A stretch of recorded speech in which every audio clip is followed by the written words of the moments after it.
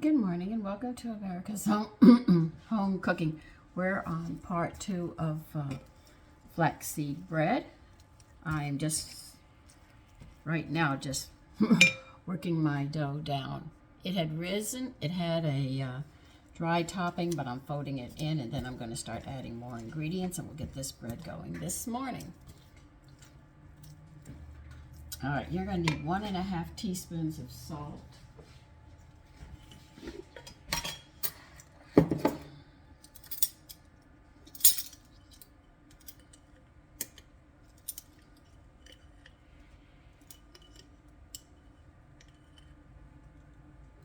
You're going to need 3 tablespoons of a vegetable oil. I'm using corn oil in this.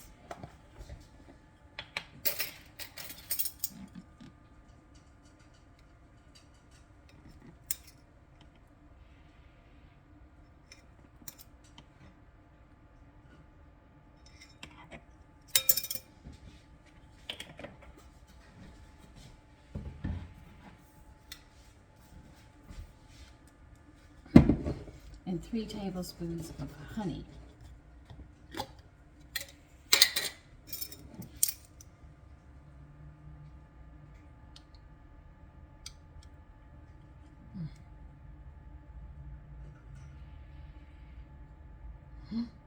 Ah.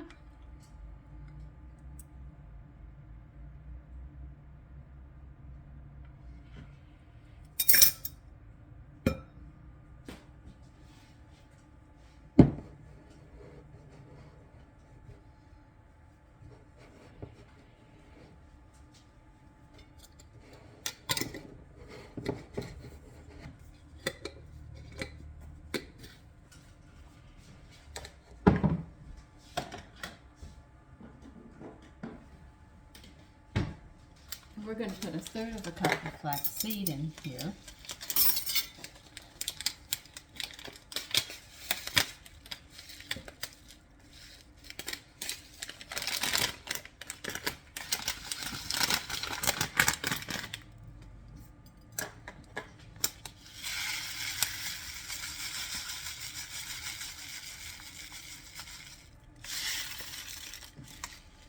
And we're going to use the flour mixture that we've already made.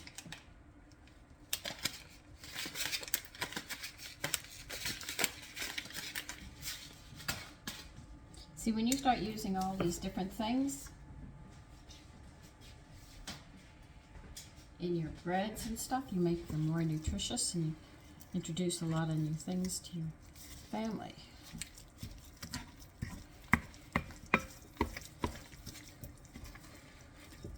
Don't worry. I'm just working this in and then I'm going to start adding flour to it.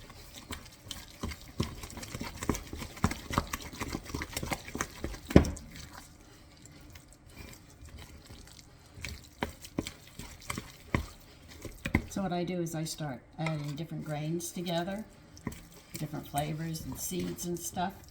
You can come up with some nice combinations.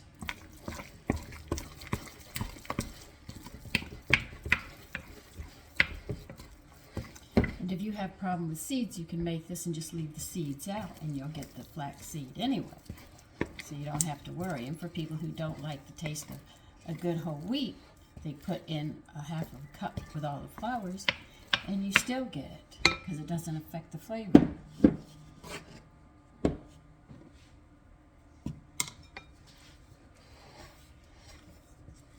And I'm going to start adding the flour mixture that we made.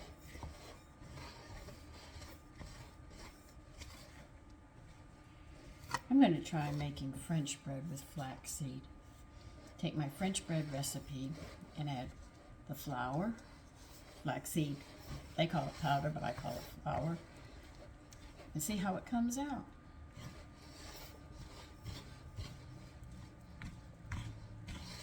I think that'd be a nice way of trying bread.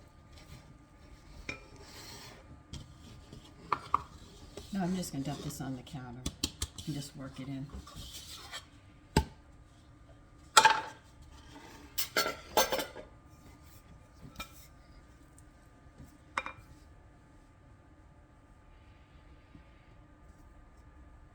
turn you some because I'm more at an angle today.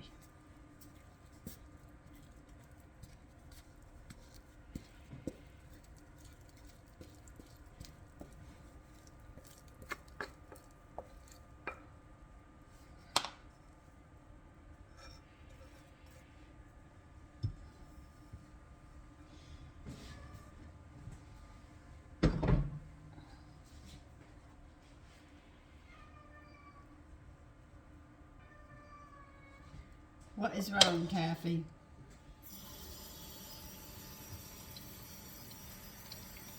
You have food. There's no reason for you to get upset about.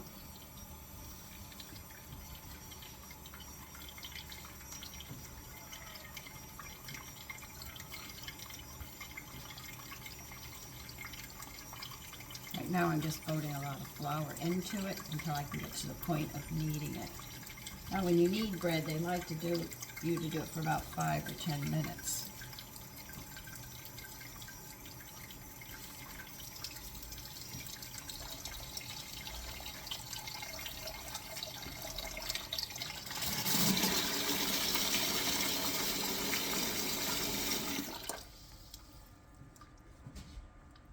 And this is going to make 2 loaves.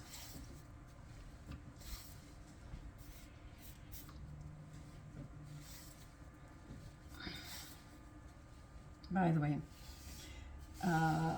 one of my sons and I have tried that cranberry walnut cake. It is delicious.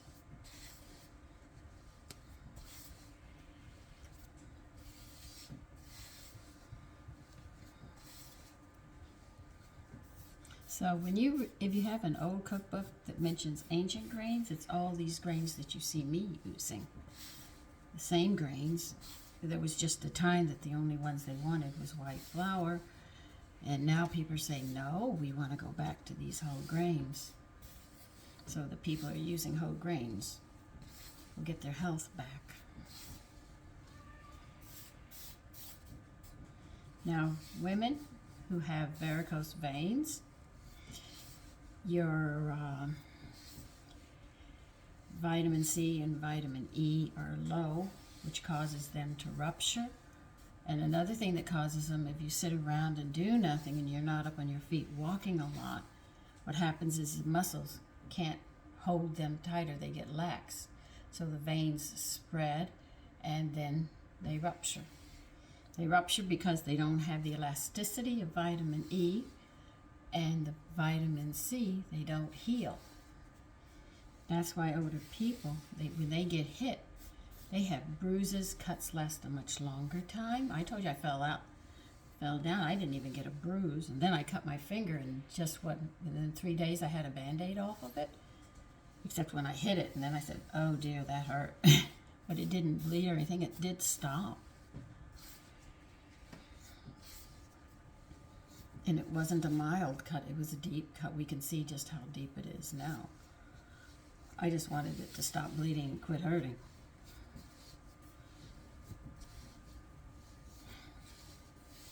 So that causes your varicose veins. And most people say I have arthritis in my hips and it hurts to walk. Well, that comes from wearing down the gristle in your joints from not eating or drinking or taking drugs. That will happen. It will catch up with you sooner or later. And most of the time it'll be sooner than later. And I know women worry about their legs, and that's why when they get older they start wearing pants and dropping their skirts much longer. I just happen to love long skirts. But I started to develop some, and I was saying, oh, what am I missing in my diet? And I was doing that at a young age.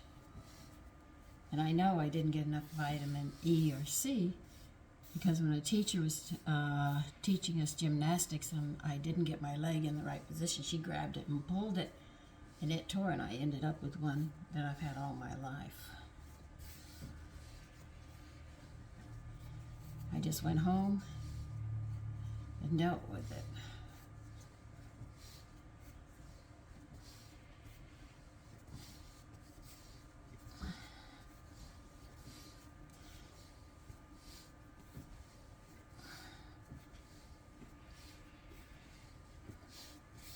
So that's why you get varicose veins.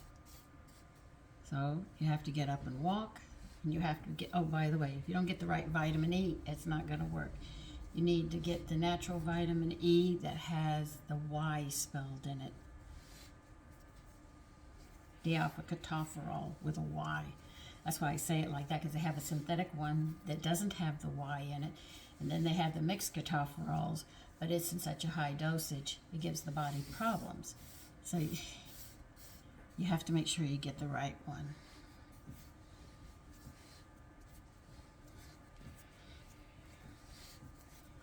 Now I gotta work all this flour in. So listen, I'll put you on pause. You don't need to watch me doing all of this, and I'll be back when we're ready. Okay, let your bread rust a bit while you grease 2 1-pound loaves, and their sizes are 8.5 by 4.5.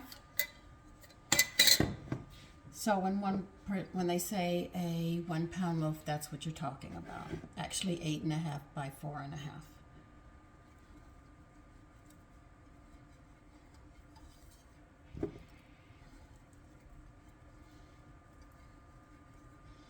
I am thinking about making, maybe next week, try my hand at making flaxseed biscuits and see what we can come up with. You know, they come out nice. First I'll make them plain, and then what we won't be able to do with them. Because I have a lot of flaxseed flour, so they just call it ground flaxseed. So I got a big bag of it. And I have it in the freezer, which is the safest place to keep it because it is a whole grain.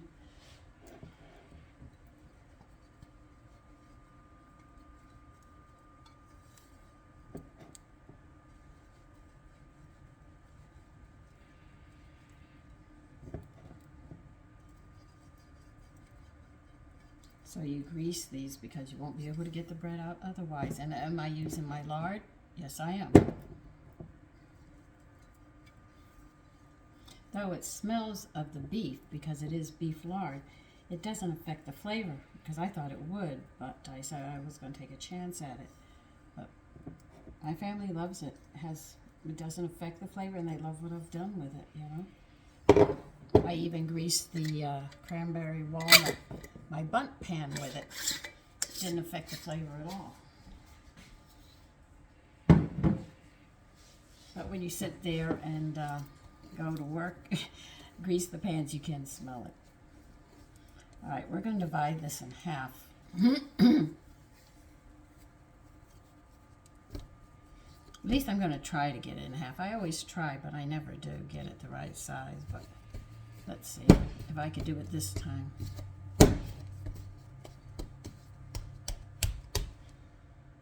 Well, why do I think that's going to be the bigger one? Always. I always have one bigger than the other. Now you have to flatten this out. What you're trying to do is flatten it out with this kind of width. And once you do that, you can roll it up.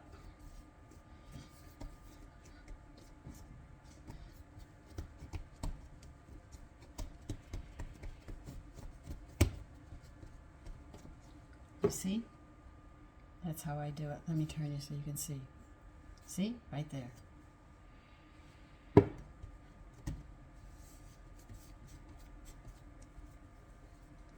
Roll it up, pinch your seams, because if you don't, you'll find that it'll unroll when you cut it. The thing is to be able to roll it and not have it come apart.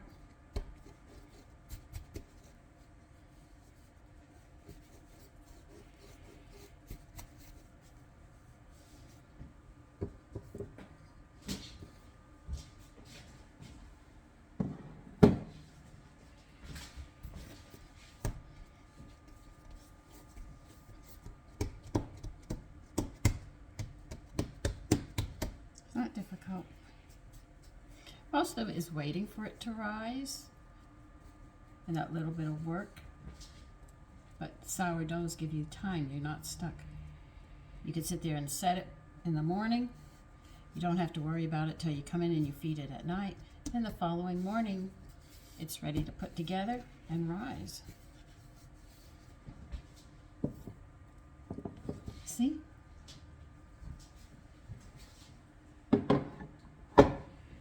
My kitchen's going to be warm. So now we just have to wait for that to bake. I don't know how long it's going to take, so there'll be a part 3 to this, so it makes it easier for me. Okay, see you then.